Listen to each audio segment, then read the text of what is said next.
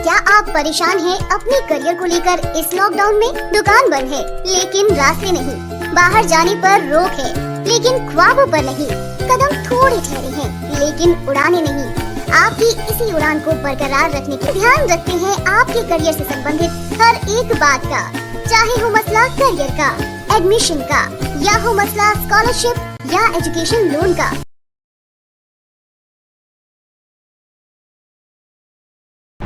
और 26 जुलाई को कारगिल विजय दिवस के 22 साल पूरे हो जाएंगे। कारगिल के शहीदों को श्रद्धांजलि देते हुए सेना ने अपने शहीद वीर जवानों की बहादुरी को सलाम करते हुए एक गाना समर्पित किया है। इस गाने के जरिए सेना 1999 के उस कारगिल युद्ध को याद कर रही है। आप भी देखिए और आंखों को नम कर देने वाला ये गाना।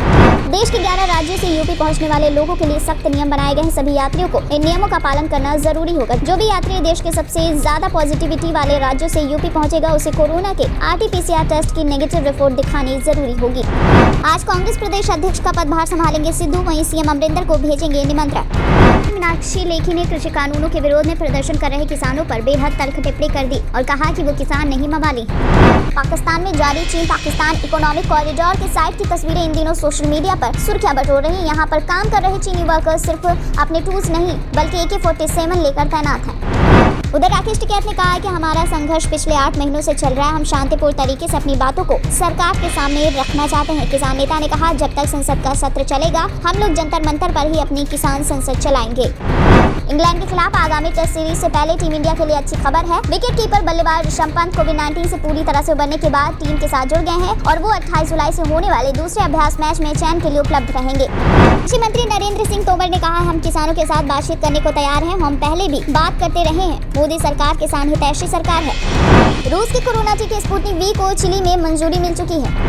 दिल्ली की तरह प्रदेश में मुफ्त बिजली उपलब्ध कराने के सवाल पर SP के घोषणा पत्र का इंतजार करिए, अखिलेश यादव ने कहा। वहीं बिजली के क्षेत्र में उनकी ओर से बड़ा ऐलान किया जाएगा। उन्होंने दावा किया है कि वो विकास के मुद्दे पर ही चुनाव लड़ेंगे। आम आदमी पार्टी के लोकसभा सांसद भगवंत मान ने कहा, कृषि कानूनों के वापस लेने के सिवा और कोई विकल्प नहीं है। यूपी में कानून व्यवस्था चाक चौबंद बनाए रखने के लिए योगी सरकार पूरी तरह से एक्शन मोड में है। राज्य में गलत गतिविधियों में लिप्त होने वाले युवाओं की प्रॉपर्टी सरकार जब्त कर सकती है।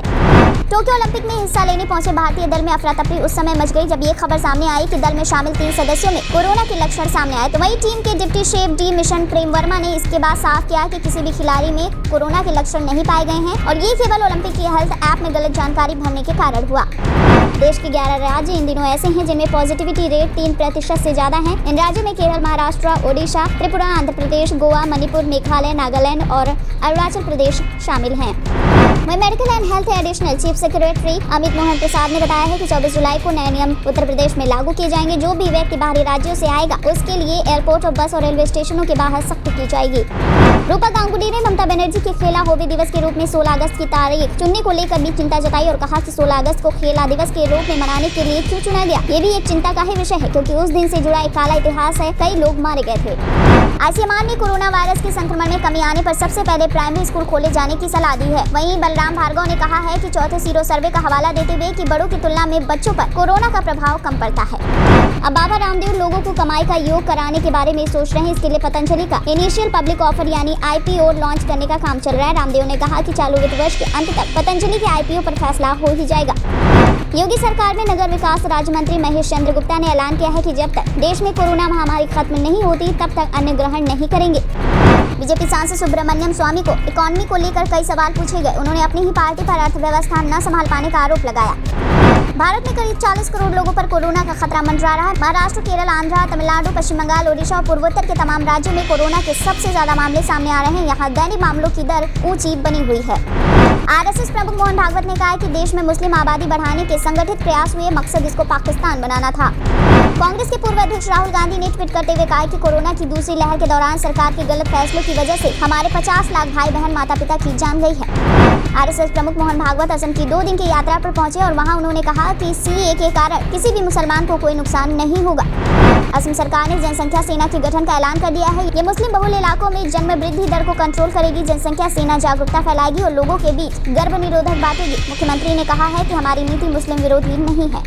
पेगासस स्पाईवेयर से कई स्मार्टफोन हैक हो सकते हैं। एक अंतर्राष्ट्रीय मीडिया संगठन ने खुलासा किया है कि पेगासस के जरिए भारत में 300 से अधिक मोबाइल नंबर हैक किए गए हैं। विदेशी अखबार सहित कई संस्थाओं ने कोरोना महामारी की वजह से हुई मौतों के सरकारी आंकड़ों पर सवाल उठाए। वहीं बिफरते हुए पुण्य प्रसून वाजपेयी ने केंद्र सरकार पर हमला बोला और कहा, साहब क्या वाकई अपने झूठ पर शर्म नहीं आती। उन्होंने आगे ये भी कहा, पहले मौत छुपाई, अब मौत की वजह छुपाई जा रही है। सऊदी अरब ने महिला सशक्तिकरण की ओर कदम बढ़ाते हुए पहली बार एक बड़ा फैसला लिया। दरअसल पहली बार मक्का और मदीना में होने वाले हज यात्रा के दौरान दर्जनों महिला सैनिकों को सिक्योरिटी के लिए तैनात किया गया है। पश्चिम बंगाल की मुख्यमंत्री ममता बनर्जी ने पेगासस जासूसी कांड को लेकर मोदी सरकार पर जमकर निशाना साधा और कहा, हमारे फोन टैप किए जा रहे हैं, इसलिए मैंने अपने फोन को प्लास्टर लगा दिया है। ऐसे ही हमें बीजेपी को भी प्लास्टर करना है। उत्तर प्रदेश विधानसभा चुनाव 2022 से पहले मायावती ने ब्राह्मण वोटर्स को रिझाने की कोशिश शुरू करी है। बीएसपी अब शार्प शूटर विकास दुबे के साथ ही अमर दुबे की पत्नी खुशी दुबे की रिहाई के लिए कानूनी लड़ाई लड़ेंगी। पेगासस जासूसी कांड को लेकर सुप्रीम कोर्ट में जनहित याचिका भी दायर की गई है। सुप्रीम कोर्ट के वकील ML शर्मा द्वारा दायर की गई याचिका पर कोर्ट में अगले हफ्ते सुनवाई हो सकती है। राज कुंद्रा के वकील का स्टेटमेंट भी आ गया है। कहा, कंटेंट वल्गर था लेकिन उसे एडल्ट की कैटेगरी में नहीं डाल सकते। जबकि रिपोर्ट्स के मुताबिक ये बात भी सामने आई है कि राज एडल्ट बिजनेस को बॉलीवुड इंडस्ट्री की तरह बड़ा बनाना चाहते थे। राज कुंद्रा की गिरफ्तारी के बाद सबके मन में यही सवाल खड़े हो रहे थे कि क्या शिल्पा को इस बारे में पता था, क्या शिल्पा का भी इसमें रोल था। तो वहीं मुंबई पुलिस ने इन सवालों का जवाब दे दिया है और कहा है कि उन्हें केस में शिल्पा का कोई रोल नहीं दिख रहा। उत्तर प्रदेश विधानसभा चुनाव से पहले ही प्रधानमंत्री नरेंद्र मोदी बड़ा तोहफा देंगे। प्रधानमंत्री नरेंद्र मोदी 23 जुलाई को उत्तर प्रदेश का दौरा करेंगे, जहां वो 9 मेडिकल कॉलेजों का उद्घाटन करेंगे। एक तरफ संसद का मानसून सत्र चल रहा है, दूसरी तरफ सदन के बाहर जंतर मंतर पर किसानों की संसद चल रही है। किसान संसद रोजाना सुबह 11 से शाम 5 बजे तक चलेगी। वहीं किसान आंदोलन के अलावा कोरोना, पेगासस, महंगाई जैसे मुद्दों पर विपक्षी दल सरकार को घेरने में जुटे हुए हैं। उत्तर प्रदेश के मुख्यमंत्री योगी आदित्यनाथ ने बाल सेवा योजना कार्यक्रम की शुरुआत कर दी है। 0 से 18 साल के बच्चे जिनके माता पिता या दोनों की कोरोना की वजह से मौत हो गई है, उन्हें मुख्यमंत्री बाल सेवा योजना के तहत 4000 रुपए महीने की आर्थिक मदद मिलेगी। इसके अलावा 11 से 18 वर्ष तक की आयु के ऐसे बच्चों को अटल आवासीय और कस्तूरबा गांधी आवासीय विद्यालयों में फ्री शिक्षा दी जाएगी। वहीं बीजेपी नेता और यूपी सीएम के सूचना सलाहकार सलमनी त्रिपाठी ने इस घटना को लेकर कांग्रेस पर हिंदुओं का अपमान करने का आरोप लगाया और कहा कि राहुल और प्रियंका जी, आपके गुंडों की अगुवाई में समूचे राजस्थान में हो रहा है हिंदुओं का ये महाअपमान ही कांग्रेस के ताबूत में आखिरी कील बनेगा। राजस्थान के आमागढ़ किले में निर्दलीय विधायक द्वारा श्री राम लिखा हुआ भगवा ध्वज फाड़ने का मामला सामने आया। आरोप है कि विधायक रामकेश मीणा ने श्री राम लिखे हुए भगवा ध्वज को फाड़ दिया। ये मामला सोशल मीडिया पर अब खूब वायरल हो रहा है। समाजवादी पार्टी से अलग होने के बाद प्रगतिशील समाजवादी पार्टी बना चुके शिवपाल यादव ने एक बार फिर से संकेत दिए हैं कि सैफई परिवार में सुलह हो सकती है। वहीं शिवपाल ने यह भी कहा कि चाचा का आशीर्वाद भतीजे को मिलेगा, सब कुछ सामने आएगा, बस इंतजार करिए।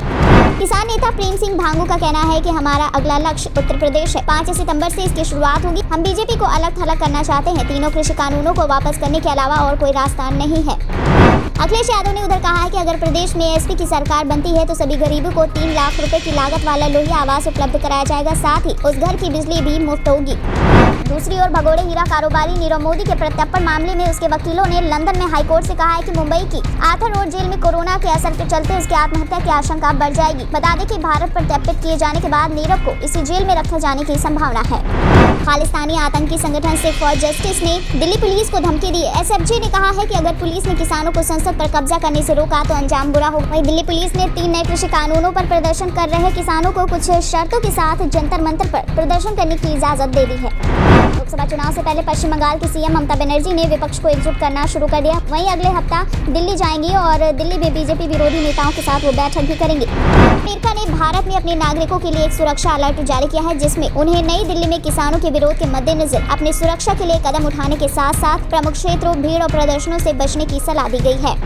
दरभंगा में बाढ़ से हालात इतने ज्यादा खराब हैं कि लोगों को अपना गांव घर छोड़कर पलायन करना पड़ रहा है। वहीं दरभंगा में तमाम गांव पिछले 2 हफ्तों से पानी में डूबे हुए हैं, लेकिन सरकार के कान में जू भी नहीं रेंग रही। वहीं दरभंगा के खेवटी प्रखंड के बागमती में बाढ़ से पुल टूट गया है। चीन में भीषण बाढ़, 12 लाख से ज्यादा लोग प्रभावित हैं। बाढ़ से कम 25 लोगों की मौत भी हो चुकी है। स्थिति इतनी खराब है कि बचाव दल की कमी हो गई है। ऐसे में सेना को बचाव कार्य में लगाया गया है। वहीं नेपाल में हो रही भारी बारिश से बिहार में गहराया है बाढ़ का संकट। खतरे के निशान से ऊपर बह रही 8 नदियां, कोसी के जलस्तर में भी इजाफा हो रहा है। वहीं हालात अगर इसी तरह से बेकाबू होते रहे तो बहुत जल्द ही बाढ़ की स्थिति बन जाएगी।